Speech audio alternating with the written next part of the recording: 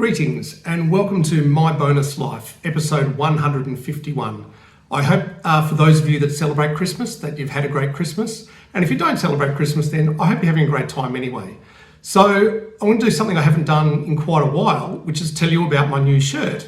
So this is my new shirt from my best ex-girlfriend ever, Caroline. It's Cold CHISEL. Now, Cold CHISEL is a band that is really famous in Australia. I don't believe they're that famous overseas. For Australians, we don't really differentiate very much in the level of famousness between AC/DC and Cold CHISEL. They were around at the same time. They had a similar type of music. They both have Scottish influences, funnily enough. And for us, they're both equally as famous. But I know overseas, AC/DC became really famous overseas. Cold CHISEL didn't.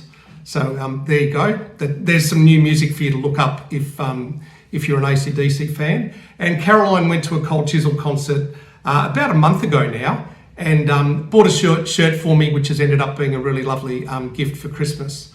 And speaking of gifts for Christmas, we went to Caroline's family for a Christmas celebration beforehand, and Caroline's niece, who is in high school at the moment, and in high school it appears like she's doing sewing, made me a pair of shorts. I made actually all of the men that were there a pair of shorts. So here you go. So they are, I don't know if you can see them, but they've got, my calf just cramped up then, I'll do that again. They've got the Grinch on them, and they've got the Grinch and a reindeer. Let me do that again. So there you go. Hope you can see them. And they are shorts. So there you go. There you go. Woo! Shorts. Okay, so that happened. We had a great time having a lunch with all the Caroline's family. It was really, really lovely. And speaking of lovely, something else lovely has happened. In a previous episode, I mentioned that both Caroline and I really, really like octopuses, which is just a thing that happened, that we just both really like octopuses.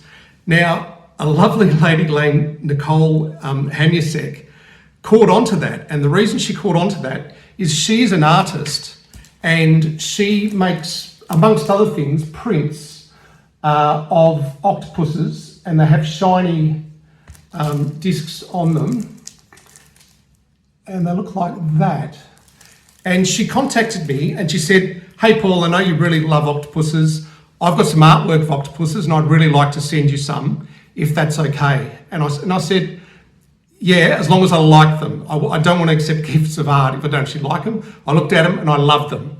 And because I do love them, I'm quite happy to give her a shout out for her work. So here's a cutaway to show you Nicole's website. This is Nicole Hanusek's website here. So it's NicoleHanusek.art.com. And as you can see, there's Nicole, and she is from San Francisco. And you might even notice on the right that it appears to be the blue octopus that Nicole kindly sent to me. So that's lovely.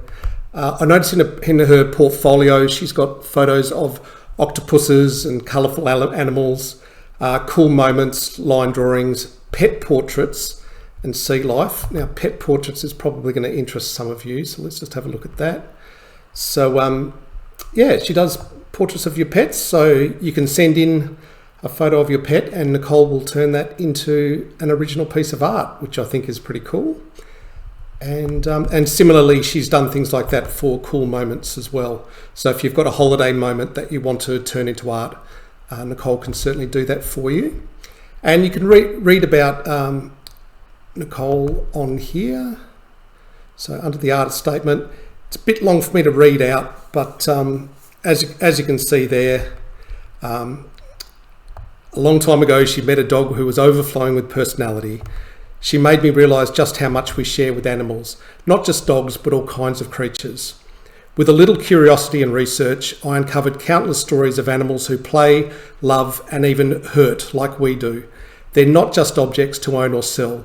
They have intelligence, preferences, and emotions. So immediately, I'm feeling like Nicole and I are fairly kindred in our spirit.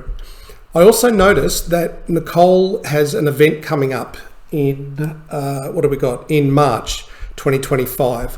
So if you're in the San Francisco area in early March 2025 and you want to go and see a bunch of her work, it looks like Nicole's going to be at the Gateway Pavilion from March 6th until the 9th. So there you go. So thank you very much, Nicole. I really appreciate that you've sent these two beautiful pieces of art to me. I'm probably going to wait for my brother to come back from New Zealand, my brother Noel. And Noel works at a men's shed, as you know, because you've probably seen some of his woodwork. And I'm going to see if I can actually make frames for them. So we'll see how that goes. All right, there you go. Thank you so much, Nicole. It's lovely work, isn't it? I think she does a really great job. So if you do want to purchase any of her work or converse with her, then all the details are on her website. And I hope it goes well for you, Nicole. They look beautiful. I'm really looking forward to it. Now, in other news, I made an offer for people that were having difficulty over the Christmas and New Year period to book a therapy session, I guess you'd call it, with me on Calendly. 3 people did take up that offer, which I thought was actually great for 2 reasons. One is 3 people took up the offer who really needed it. And the other thing was hundreds of people didn't take up the offer because they didn't need it. And I thought that was really good. I was a bit concerned that I was going to get all of my sessions booked out, but it would be people that weren't in distress. And that wasn't the reason that I made the offer. I was really, really pleased that you as a care team took my offer in exactly the manner in which it was intended. And you only contacted me if you actually were in some kind of, I won't say crisis. None of you were in an acute crisis, but all of you did have things to talk about. There was some common threads of, I probably won't talk about it, but there were people that needed someone to talk to. And of those 3 people that I spoke with, there's one that I'm going to have at least a second session with, and I might actually have quite an ongoing set of sessions with, because that particular person needs gentle help for a little while. And I would like to help that person with that. So that's pretty cool. I was quite happy with that. Now, more good news is I've got a job. So I've been contacted by my old employer, the Health Department of WA, specifically the IT department, which is called Health Support Services, or HSS. And they want me to go back and do some work for them. It's going to be most likely a 12-week contract. Although if I know anything about HSS is that they'll almost always find an extension on the end of that, because they always do. And the job is really interesting because the job is to review the disaster recovery documentation for their IT systems. And this really suits me, because if you think about what I've actually done in the last 18 months, what I've done is survive a disaster. So I've got it in my head that you can survive disasters, and if you can plan for it and have some thoughts beforehand, all the better to you for going through that process. So I feel like the role is perfect for me. And my experience with going on Seek, which is the main job website in Australia, is my chances of getting work anywhere other than the place that I most recently worked is relatively slim, because I need to be the best candidate that they are receiving a resume for. And at the moment, it says for the last 18 months, I've been dealing with cancer, so please take a risk on me. And it's very hard to be the best candidate when that's how your resume reads. So as it turns out, by taking this job, I'm going to be putting some good work and some relevant work, and even some work that ties in with what happened to me with my medical issues. It almost turns that negative into a positive and says, hey, if you want to talk about disaster recovery, I know what it's like to survive a disaster, pick me.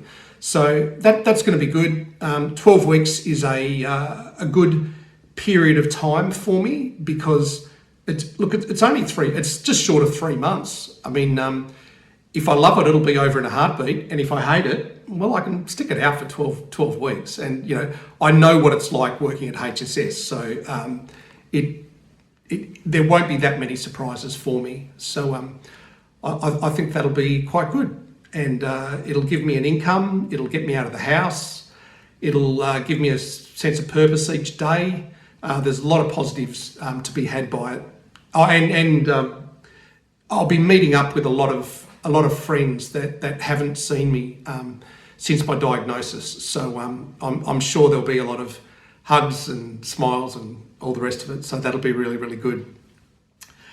I've made a note here to tell you about something Caroline and I have done over the last couple of months with basically watching TV. I thought it was about time I talked about some stuff that's on TV. And you know that I love history, and I particularly like historical based fiction that involves some things that really happened. And there's 2 shows that I think are both on Stan, which might only be an Australian streaming service, I'm not sure. But the 2 series are called Reign, R-E-I-G-N, and The Serpent Queen. And they're both they both have some common characters, which is Catherine de Medici and Mary, Queen of Scots. And it's about that time, just after Henry VIII has passed away. You've got Elizabeth I on the throne of England, and you've got Charles on the throne of France, and all the goings on that are going on in that period. And it's all quite interesting. So that's what Caroline and I at the moment are watching. Reign. We've already finished watching Serpent Queen, and we're really, really enjoying it. So if you're looking for something to do, there's that on Stan. I recommend it. So everything's going pretty good at the moment. Caroline's on holidays until January 3.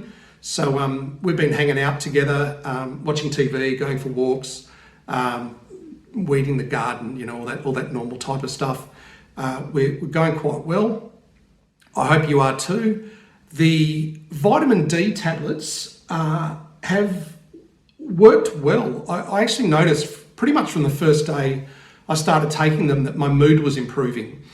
So, and poor mood is a symptom of a low vitamin D. That's why you have that seasonal affective disorder, I think it's called, SAD. I misnamed it in a previous video, but that's what it is. And it's basically that people get sad during particularly winter because the sun isn't out, they don't get vitamin D, and because they don't get vitamin D, they get sad and get down.